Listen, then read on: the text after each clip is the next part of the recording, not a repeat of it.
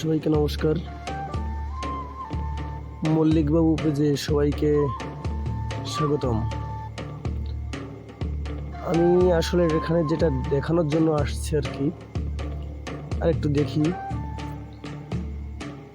একটু আমরা সবাই একটু নজর দিয়ে দিকে হালকা একটু নজর দিই। যারা শিক্ষাকে ভালোবাসি, যারা আমরা শিক্ষিত সমাজ চাই, সচেতন সুশীল সমাজ চাই, তারা একটু দেখিয়ে দিকে।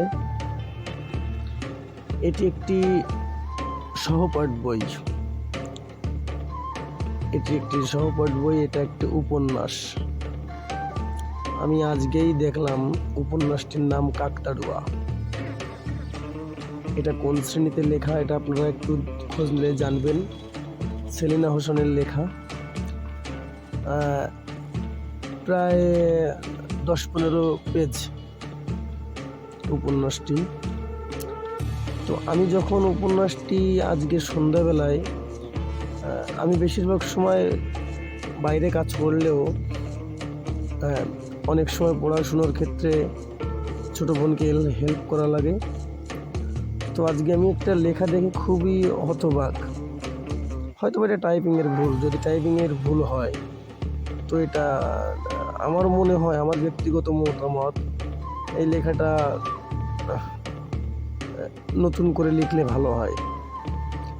এখানে আপনারা পড়তে পারছেন কিনা আমি জানি না। দেখেন এখানে স্পষ্ট লেখা,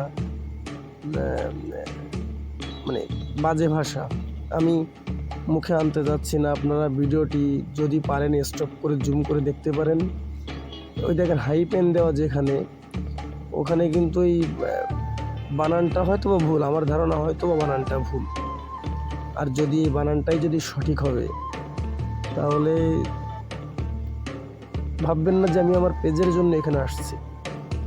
কিন্তু এর মূলত এটা আমাদের কাছে কিন্তু অনেকটা গালি, অনেকটা বাজে মুখের মতো। এটা 9ম-10ম শ্রেণীর একটা সহপাঠী বই, একটা উপন্যাস কাকতাড়ুয়া। সবাই একটু যদি কাকতাড়ুয়ার এইটা 19 নাম্বার পেজ যদি দেখেন, তারপরে কমেন্টে যদি কিছু জানায়েন।